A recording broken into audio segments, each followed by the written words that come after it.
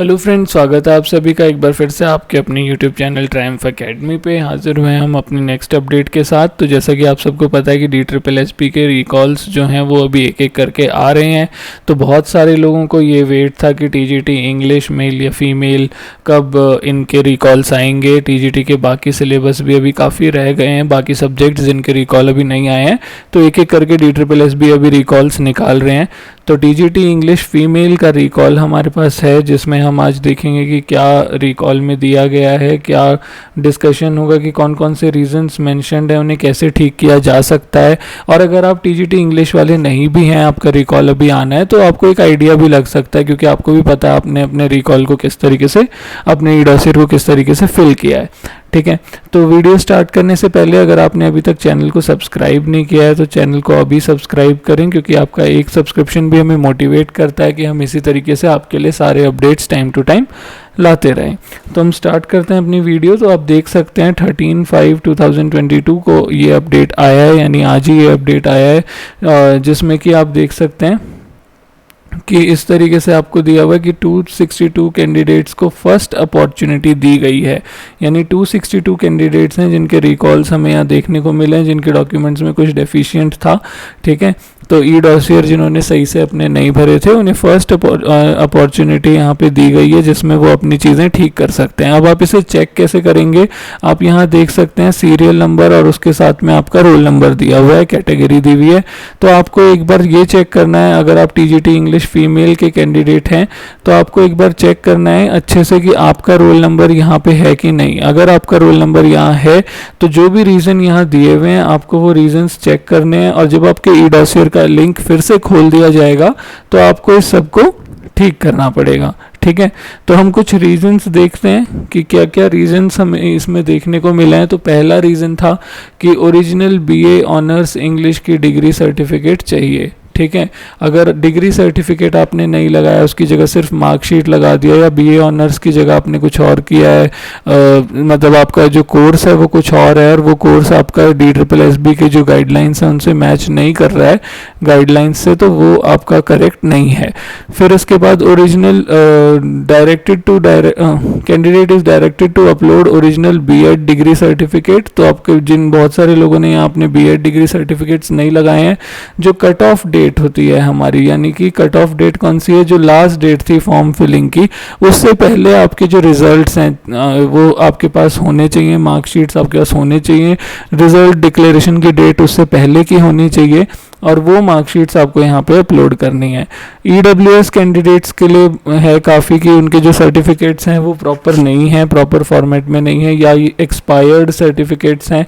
तो अगर वो एक्सपायर हो गए हैं, आपने रिन्यू नहीं कराया है, या आपके सर्टिफिकेट्स में कोई डेफिशिएंसी है, तो वो आपको देखना पड़ेगा, ठीक कराना पड़ेगा। अगर कुछ मिस्टेक है तो आप उसे ठीक कराएंगे और एफिडेविट वगैरह उसके साथ में लगा देंगे तो हो जाएगा।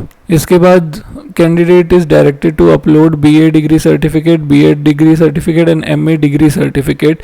बहुत सारे लोग क्या करते हैं कि डिग्री सर्टिफिकेट लगाने के लिए बोला गया होता है, डिग्री अगर नहीं आई है या आपके पास नहीं है तो उसकी जगह पे प्रोविजनल दिया गया होता है, तो आप प्रोविजनल सर्टिफिकेट लगा सकते हैं, पर वो भी ना लगा के बहुत लोग वहाँ पे मार्कशीट लगा देते हैं। ठीक है, तो मार्कशीट उसकी जगह पे नहीं चलेगी, आपको अपने डिग्री सर्टिफिकेट्स वहाँ पे लगाने पड़ेंगे, नहीं है तो बनवाने पड़ेंगे। इसके बाद एज पर RR mentioned in the advertisement, इतना copy of bachelor's degree honours या पास और equivalent with English as a main subject आपका होना चाहिए थ्रू आउट, तो ही आप इंग्लिश TGT के लिए अप्लाई कर सकते हैं। मार्क्स 45% से ऊपर होने चाहिए, और रिजल्ट जो है वो कट ऑफ डेट से पहले आ चुका होना चाहिए। ठीक है, यानी 10/7/2021 से पहले का रिजल्ट होना चाहिए। और उनको जो सब्जेक्ट कंसर्न है जैसे इंग्लिश, वो उनके उसमें एटलीस्ट 2 साल के लिए होना चाहिए। तो अगर किसी के में 2 साल के लिए नहीं है, 1.5 ईयर के लिए ही है, तो वो वहाँ पे नहीं चलेगा। उनकी मार्कशीट से दिखना चाहिए कि 2 साल उन्होंने वो एज अ मेन सब्जेक्ट पढ़ा है। ठीक है, next, candidate is directed to upload marksheet digitally verified by CBSE and eligibility certificate of CTET। ठीक है, कई लोग क्या करते हैं, जब हम CTET दे के आते हैं तो जब उसका रिजल्ट आउट होता है तो रिजल्ट आउट होने पे साइट पे एक रिजल्ट खुलता है जिसमें दिया गया होता है कि भाई आपके कितने कितने मार्क्स आए हैं, आपके टोटल मार्क्स कितने आए हैं, आप क्वालिफाइड हो नहीं हो, ये सब ऐसे मतलब दिया हुआ होता है रिजल्ट की फॉर्म में, बट वो आपकी ओरिजिनल मार्कशीट या सर्टिफिकेट नहीं होती है सीटेट की। जो आपकी ओरिजिनल मार्कशीट या सर्टिफिकेट होती है वो वाली जो आपको डिजी लॉकर पे दी जाती है। तो बहुत सारे लोग क्या करते हैं कि डिजी लॉकर का उन्हें पता ही नहीं होता है। डिजी लॉकर से अपनी सर्टिफिकेट और मार्कशीट निकलवाने की जगह वो लोग क्या करते हैं, वो जो उस टाइम पे वो जो रिजल्ट आया था उसका एक प्रिंट आउट उन्होंने निकाल के रखा होता है, वो प्रिंट आउट वहाँ अपलोड कर देते हैं। वो प्रिंट आउट यहाँ पे नहीं चलता है। तो आपको यहाँ पे अपनी एलिजिबिलिटी सर्टिफिकेट और आपकी मार्कशीट वो जो डिजिटली वेरीफाइड बाय सीबीएसई है, जो आपको डिजी लॉकर पे मिलती है, वो ही डालनी है। और आपकी सीटेट क्लियर करने वाली जो डेट है वो कट ऑफ डेट से पहले की होनी चाहिए, यानी 10/7/2021 से पहले की होनी चाहिए। Candidate is directed to upload marksheets of BA part 1, part 2, part 3। कई लोग सिर्फ मार्कशीट लगा देते हैं लास्ट सेमेस्टर की, सपोज लगा दी, ठीक है, या लास्ट एक मार्कशीट लगा दी। अगर आप कंसोलिडेटेड मार्कशीट लगाते हो, अगर आप कंसोलिडेटेड मार्कशीट लगाते हो तो भी उसमें आपके सारे पार्ट्स क्लियर होने चाहिए। कई लोग क्या करते हैं कि मार्कशीट जैसे 2 पेज की है डीयू की, एक पेज पे आपका पार्ट 1, पार्ट 2, पार्ट 3 है, दूसरे पे 4, 5, 6 दिखाया हुआ है, आपके टोटल मार्क्स दिखाए हुए हैं, स्टैंप लगी हुई है। तो बहुत सारे लोग सेकंड पेज ही अपलोड कर देते हैं। बस आपको पूरी मार्कशीट कंसोलिडेटेड वाली अपलोड करनी है, और अगर कंसोलिडेटेड नहीं है, सेमेस्टर वाइज है, तो सारे सेमेस्टर्स की अपलोड करनी है, ताकि वो चेक कर सकें कि आपने पूरे थ्रू आउट ये 2 साल 3 साल आपने वो पढ़ा है, सब्जेक्ट नहीं पढ़ा है, कितने मार्क्स हैं, 45% से ऊपर हैं कि नीचे हैं, वो सब वो चेक कर सकें, ठीक है। तो candidate is directed to upload first page of admit card of tier 1 written examination duly signed by the candidate with thumb impression along with the signature of invigilator. तो यहाँ कई लोग क्या कर रहे हैं, जिनका सिग्नेचर नहीं है इन्विजिलेटर का, वो सेम कॉपी प्रिंट आउट करके लगा दे रहे हैं, ना उस पर उनका थंब प्रिंट है, ना उन पे उनके सिग्नेचर है, ना ही इन्विजिलेटर के सिग्नेचर है। तो वो यहाँ पे नहीं चलेगा। अगर आपने उसे खो दिया है तो आपको उसे लॉस्ट की FIR लगानी पड़ेगी, ठीक है, और साथ में एफिडेविट बनवा सकते हो आप। तो ये सब चीज़ें उसके साथ अटैच करके फिर आप ये एडमिट कार्ड अपलोड करेंगे तो वो शायद एक्सेप्ट हो जाए। ये सिंपली ऐसे डालेंगे तो वो एक्सेप्ट नहीं हो रहा है। ये बात आपको बहुत पहले से बताई जा रही है हर चैनल पे, हर जगह से, कि इन्विजिलेटर के सिग्नेचर जो हैं वो इंपॉर्टेंट होते हैं। और एग्जामिनेशन सेंटर को छोड़ने से पहले ये आपकी जिम्मेदारी बनती है कि आप चेक करें कि आपके एडमिट कार्ड पे इन्विजिलेटर के सिग्नेचर हैं या नहीं हैं।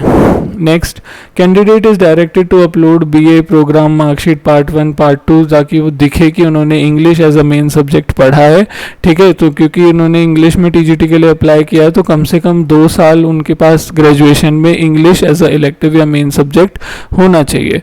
Candidate is directed to upload EWS certificate prior to cut off date. तो कुछ लोग एक्सपायर डाल रहे हैं, कुछ लोग वो डाला है जो कि कट ऑफ डेट के, यानी 10 जुलाई 2021 के बाद में जिन्होंने बनवाया है, तो वो वाला नहीं चलेगा। अगर आपने रिन्यू कराया तो साथ में पुराना वाला भी डाल दो, और अगर आपने अभी बनवाया है after the cut off date तो वो वाला तो नहीं चलेगा। नेक्स्ट टाइम शायद आपको उसका कुछ बेनिफिट मिल जाए। Okay, so dated candidate bachelors degree equivalent to English 45% marks cut off date से पहले हो जानी चाहिए। कुछ लोगों ने B.Ed सपोज अभी कर रहे हैं, B.Ed सेकेंड ईयर में थे वो एग्ज़ाम के टाइम पे और उनका रिजल्ट आया नहीं था, तो वो भी यहाँ पे नहीं चलेगा। इसके अलावा OBC SC ST सर्टिफिकेट जो हैं वो आपके प्रॉपर DSSB की गाइडलाइंस के अकॉर्डिंग होने चाहिए और कट ऑफ डेट से पहले के होने चाहिए, तो अदरवाइज वो भी आपके कैंसिल हो जाते हैं। तो यही कुछ रीजंस हैं जिनकी वजह से आपके जो ई-डॉसियर हैं उनमें डेफिशिएंसी आई है, वो ठीक करने का आपको टाइम दिया गया है। तो यहाँ पे 262 कैंडिडेट्स हैं और उन 262 कैंडिडेट्स को अपने डॉक्यूमेंट्स ठीक करने का जो टाइम दिया गया है वो है 17 मई से 26 मई का, ठीक है। तो इस बीच में आपके ई-डॉसियर के लिंक्स वापस खोल दिए जाएंगे और जो भी दिक्कत आपके ई-डॉसियर में होगी वो आप ठीक करके उसे दोबारा अपलोड कर सकते हैं। ये आपका फर्स्ट रिकॉल है, ठीक है। तो फर्स्ट रिकॉल होने की वजह से इसके बाद भी हो सकता है आपको एक सेकंड चांस सेकंड रिकॉल के उसमें मिल जाए, पर जो सेकंड रिकॉल होता है वो आपका फाइनल चांस होता है, उसके बाद आप इस सब को ठीक नहीं कर सकते हैं, ठीक है। तो अभी से ही हमारा कहना रहेगा कि आप अभी से ही जो भी प्रॉब्लम है उन्हें अच्छे से देख के ठीक कर लीजिए। आपको यहाँ पे काफ़ी 9 डेज़ के पास का लगभग टाइम मिल गया है, तो इतना टाइम बहुत होता है करेक्शंस करने के लिए, आपको कुछ बनवाने भी हैं एफिडेविट वगैरह, या कोई चीज़ आपके पास नहीं है, मार्कशीट वगैरह कॉलेज से लानी है, स्टैंप लगवानी है, या कुछ भी करना है, वो आप कर सकते हैं इस बीच में। और ट्राई करें कि इस बार सब कुछ एकदम बढ़िया तरीके से डालें, क्योंकि आपका कैंडिडेचर भी कैंसिल हो सकता है अगर ये सब डेफिशिएंसीज नहीं हटती हैं। ठीक है, तो इस वीडियो में इतना ही फ्रेंड्स, मिलते हैं अपनी नेक्स्ट वीडियो में। अगर आपको हमारी वीडियोस पसंद आती हैं तो वीडियो को लाइक और शेयर ज़रूर करें, और साथ ही साथ अगर आप चैनल पे नए हैं, आपने चैनल को अभी तक सब्सक्राइब नहीं किया है, तो चैनल को अभी सब्सक्राइब करें ताकि आप आने वाला कोई भी इंपॉर्टेंट अपडेट मिस ना करें।